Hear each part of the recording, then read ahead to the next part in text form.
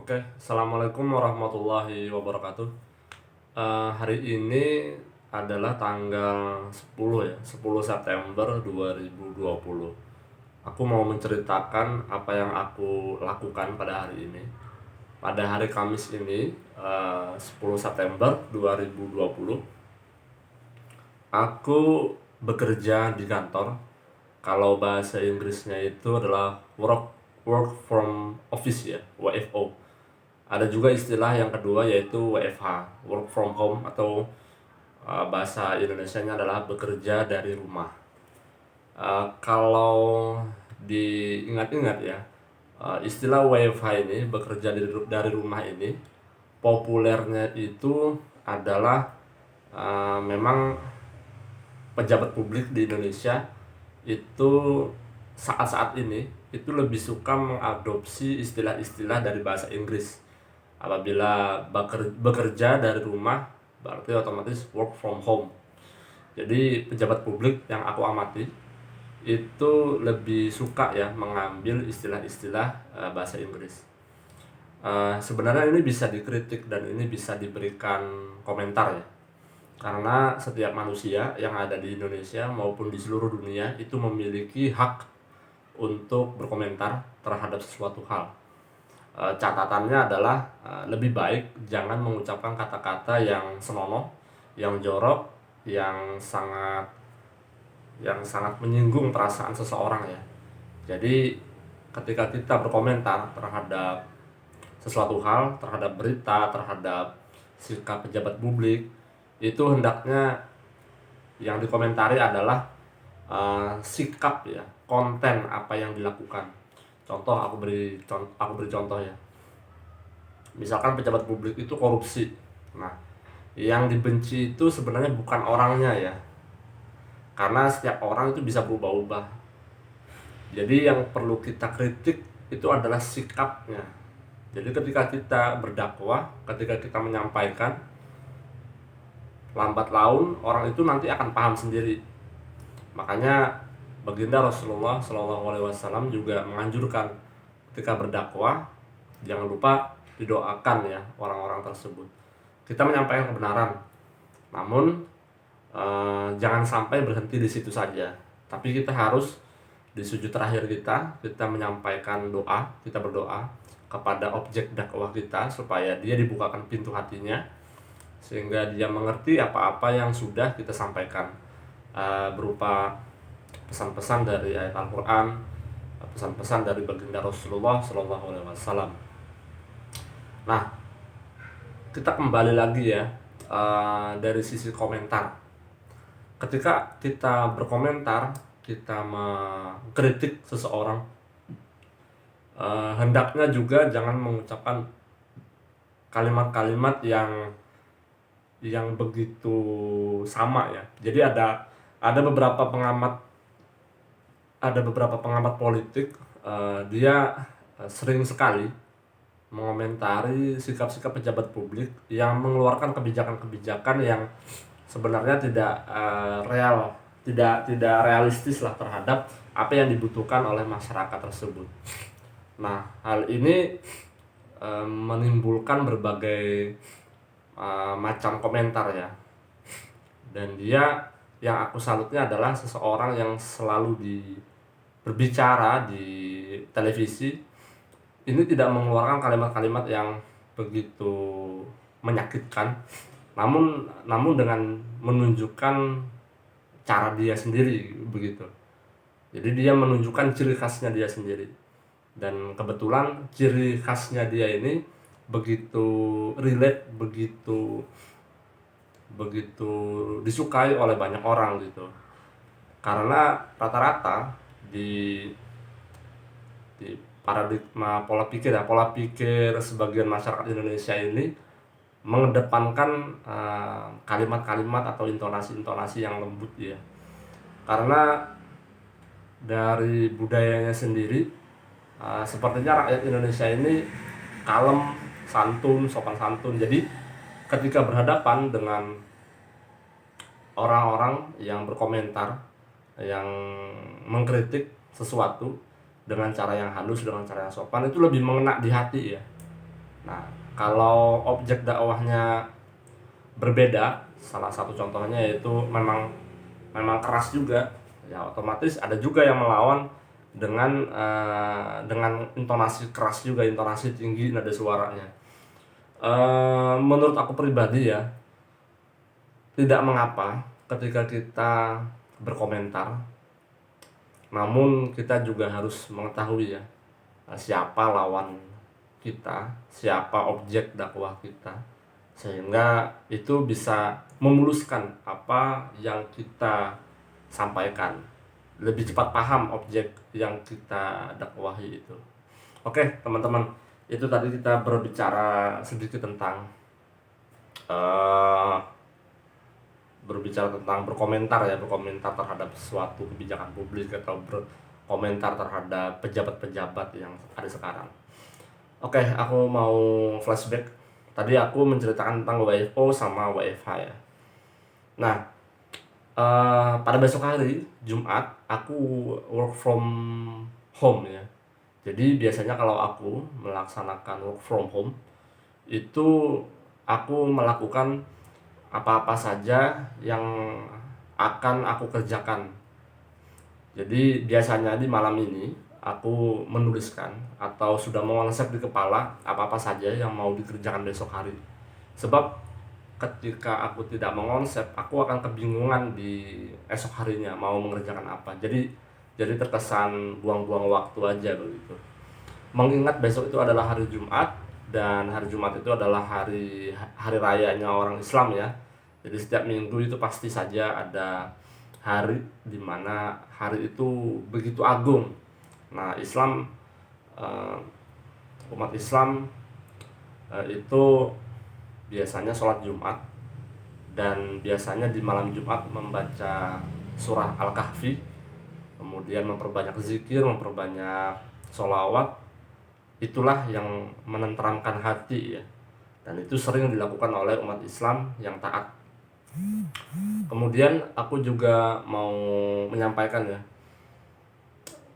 biasanya kalau di hari Jumat dan itu aku kena jatah work from home, bekerja dari rumah, aku biasanya melakukan kegiatan-kegiatan, mungkin stretching dulu ya, pemanasan sebelum bekerja. Sebab peraturannya memang harus berada di rumah, apalagi di zaman pandemi COVID-19 ini. Jadi kita harus betul-betul menjaga diri pribadi kita, menjaga keluarga kita, supaya kita menghindari adanya sebuah perkumpulan seperti minum kopi atau berbicara terlalu dekat, karena kita tidak tahu siapa yang positif COVID-19 itu, kita tidak tahu. Jadi memang Kementerian Kesehatan dan pemerintah Republik Indonesia menganjurkan harus jaga jarak, physical distancing, rajin mencuci tangan pakai sabun dengan air yang mengalir, lalu ketika di luar kita wajib memakai masker. Ketika ada vaksin, insya Allah sudah aman lah begitu. Ya namanya COVID-19 itu nyata ya, nyata sekali. Jadi harus diwaspadai. Namun jangan terlalu takut ya, sebab kalau kita takut itu imunitas kita itu bakal menurun, dan ini akan membahayakan diri kita pribadi, dan juga akan membahayakan keluarga-keluarga kita yang ada di sekitar kita. Maka dari itu tetap bahagia. Maka dari itu aku ingat sekali ya pesan dari guru aku di Banjarmasin, namanya Kiai Haji Ahmad Zuhdianor, ulama besar di Banjarmasin. Beliau sudah wafat. Allahumma ighfir lahu warhamhu wa'afihi wa'fu anhu. Semoga beliau uh, ingat ya dengan para muridnya, sehingga juga ketika beliau masuk surga, beliau mengingat kita lalu memanggil jamaah-jamaahnya supaya ikut masuk surga juga. Itu begitu hal yang luar biasa ketika ketika kita mendapatkan keistimewaan tersebut. Makanya ketika berhadapan dengan guru, dengan ulama ya, kita harus menghormati, kita harus jangan sombong, jangan merasa takabur, jangan merasa tinggi ilmu. Jadi kita harus menghambakan diri ya. Nah, itu aku agak menyimpang sedikit ya, agak-agak keluar jalur, tapi tidak melupakan esensi yang mau aku sampaikan. Esensi yang mau aku sampaikan adalah aku menceritakan pada hari ini dan rencana besok hari. Pada hari ini aku banyak mengerjakan surat-surat ya, surat-surat, dan ada sebelumnya itu ada temuan-temuan safety patrol sebelumnya, temuan-temuan perbaikan fasilitas, kemudian ada juga temuan-temuan yang sertifikasi proteksi kebakaran dan instalasi listrik itu ada ditemukan belum ada, jadi wajib diurus. Sebab kalau di audit itu juga kena ya, ketika di audit untuk menutup temuan maka harus dilakukan pengurusan. Mengurus sebuah dokumen sertifikasi proteksi kebakaran di dalam gedung maupun instalasi listrik itu tidaklah cepat ya. Jadi kita harus menyiapkan dokumen layoutnya dulu, pipa hidran yang ada di mana, kemudian instalasi listriknya itu seperti apa, itu harus diolahkan, digambar, kemudian dibuat jadi sebuah dokumen. Dokumen itu nanti diserahkan kepada disnaker ya, disnaker provinsi. Nanti orang disnakernya nanti mengecek di area kerja apakah ini sudah sesuai. Kalau sudah sesuai baru nanti diolahkan sertifikasinya, lalu nanti akan diuji berkala ya, sesuai peraturan disnaker, peraturan Kementerian Tenaga Kerja ya, berkaitan tentang keselamatan dan kesehatan kerja di area kerja kantor ya. Itu yang aku kerjakan. Kemudian ada juga pesanan dari atasan aku, yaitu mengerjakan surat-surat ya. Namanya orang bekerja di kantoran itu pasti saja berhubungan dengan surat, kemudian ada juga berhubungan dengan relasi. Jadi kita, kalau posisi seseorang pegawai berada di kantor pusat, berarti dia otomatis menghandle seluruh cabang, seluruh regional, seluruh anak perusahaan, supaya yang di bawah-bawah ini, regional, anak perusahaan, cucu perusahaan, itu mengikuti peraturan yang sudah ditetapkan oleh kantor pusat. Beda halnya dengan pegawai yang ditempatkan di cabang, di anak perusahaan maupun di regional, itu dia hanya menjalankan teknisnya seperti apa. Lebih sebenarnya peribahasa Jawa itu sawang sinawang ya. Ada yang menganggap pegawai kantor pusat itu enak, padahal tidak juga. Nah, sedangkan ada juga pegawai kantor pusat, ada juga yang memandang orang-orang di cabang itu mendapatkan insentif tambahan ya, mendapatkan gaji yang lebih lumayan tinggi karena mereka ujung tombaknya untuk mendapatkan uang. Berhubung aku ini bergerak di perusahaan, di operator jasa kepelabuhanan yang berhubungan dengan peti kemas, berhubungan dengan general cargo segala macam, maka aku ditempatkan di bidang keselamatan kesehatan kerja. Nah, keselamatan kesehatan kerja ini yang perlu teman-teman ketahui adalah poin utamanya adalah bagaimana caranya supaya para pekerja, aset-aset punya kantor itu lebih aman, tidak mengalami eksiden atau segala macam, tidak mengalami kerugian. Itulah tugas keselamatan kesehatan kerja. Namun yang perlu digarisbawahi adalah tugas keselamatan kesehatan kerja ini adalah bukan hanya tugas staf HSSE aja, bukan tugas staf keselamatan kesehatan kerja, namun semuanya berperan penting untuk menjaga kondisi pekerja, menjaga kondisi rekan kerjanya supaya tidak terjadi kecelakaan, juga menjaga aset-aset perusahaan, jangan sampai terbakar, jangan sampai rusak, jangan sampai perusahaan itu mengeluarkan biaya lebih lah. Nah, disinilah pentingnya sifat awareness ya, sikap peduli ya terhadap lingkungan kerja kita, baik itu sifatnya human, sifatnya kepada manusia, rekan kerja kita, maupun sifatnya kepada lingkungan kerja kita, seperti aset-aset itu perlu dijaga. Nah, makanya kalian mungkin teman-teman pernah melihat ya, namanya loto, singkatan loto. lock out take out. Jadi itu biasanya adalah sebuah benda yang dikaitkan pada sebuah alat. Misalkan aku kasih contoh, sebuah pagar ya. Sebuah pagar ini melindungi berbagai macam peralatan. Dikasih pagar, setiap selesai pekerjaan, para PIC atau pemegang pemegang pemegang kekuasaan daerah, penumpukan alat, dia berkewajiban untuk memastikan ya, apakah setelah bekerja itu apakah pagarnya ditutup, apakah alat-alatnya ini berada dalam keadaan non-aktif. Itu harus dipastikan terlebih dahulu. Jangan sampai ketika ditinggalkan sebuah tempat tersebut terjadi nanti kebakaran, dikarenakan adanya alat yang masih aktif. Nah, itu yang perlu digarisbawahi ya. Sehingga itulah yang sehari-hari aku lakukan.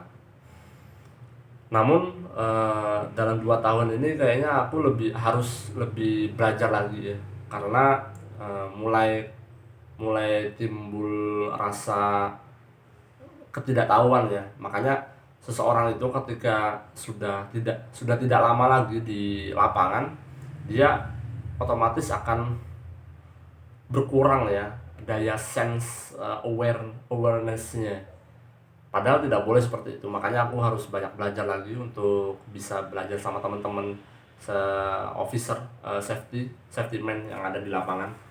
Ini aku perlu juga. Jadi video ini juga untuk mengingatkanku pribadi juga.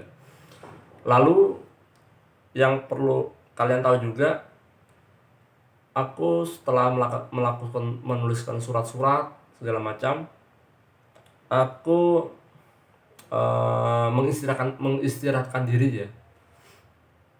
Mengistirahatkan diri dengan cara aku sampai tadi makan donat 4 ya, kemudian membeli minum yang manis, tentunya aku suka itu. Cuma Dokter Agus, atasan aku, itu menganjurkan aku supaya tidak banyak minum minuman yang manis, sebab potensi penyakitnya adalah diabetes. Nah, aku juga mengingat akan hal ini. Jadi aku juga mengucapkan terima kasih kepada Dokter Agus. Kemudian setelah semuanya sudah selesai, aku sudah makan, aku sudah kenyang, aku kembali bekerja. Jadi perusahaanku itu pada tepat jam 12 sampai jam 1 siang itu diberikan waktu istirahat selama 1 jam. Menurutku ini begitu pas ya, begitu tepat. Makanya ketika kita memiliki waktu istirahat itu dipergunakan betul-betul dengan baik. Yaitu kalau 1 jam ya udah istirahat 1 jam, sholat segala macam, makan, tidur, leyeh lah pokoknya. Nah, setelah semuanya jam 4 teng, ada sebelumnya sholat asar dulu kan. Jam 4 sore di zaman pandemi ini, jam 4 sore udah pulang gitu.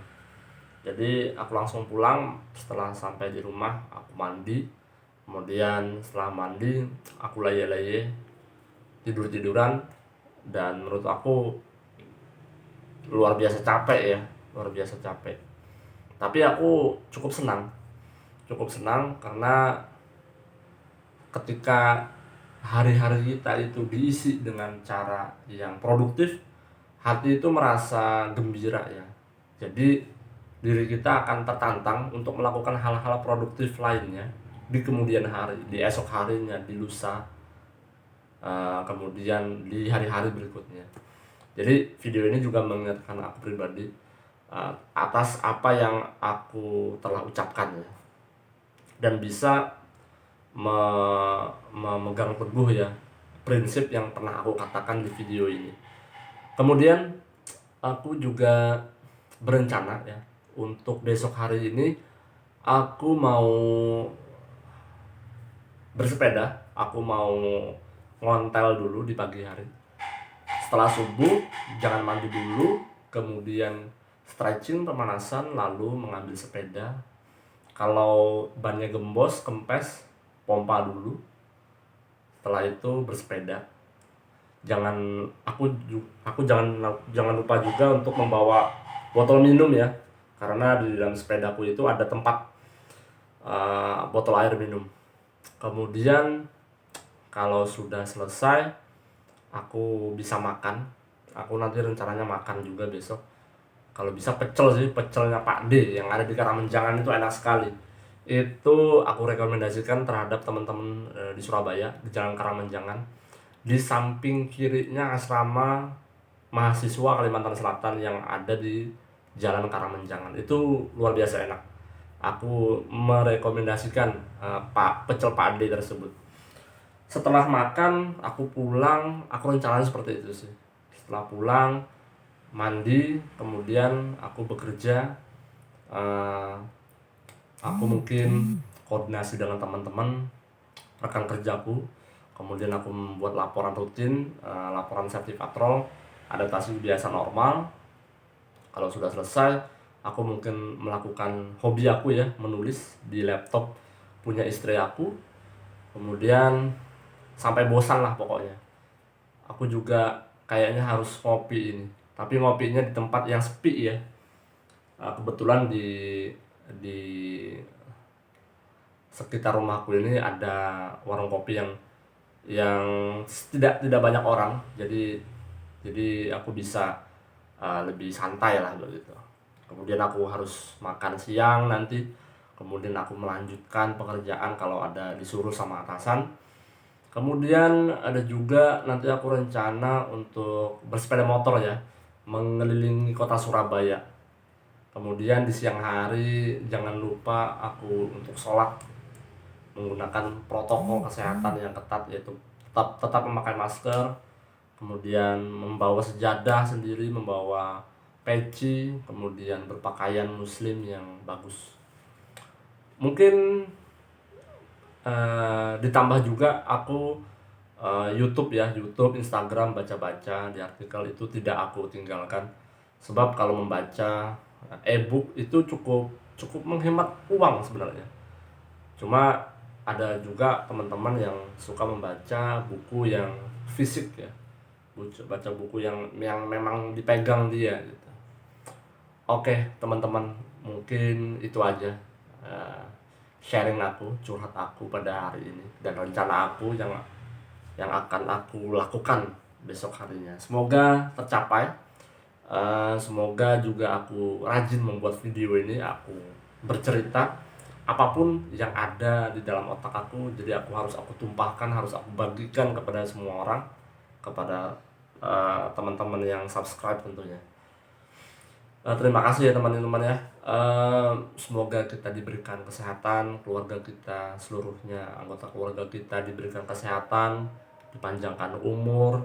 Kemudian semoga Allah memberkahi kehidupan kita, dan jangan lupa juga kita bersolawat kepada baginda Rasulullah SAW.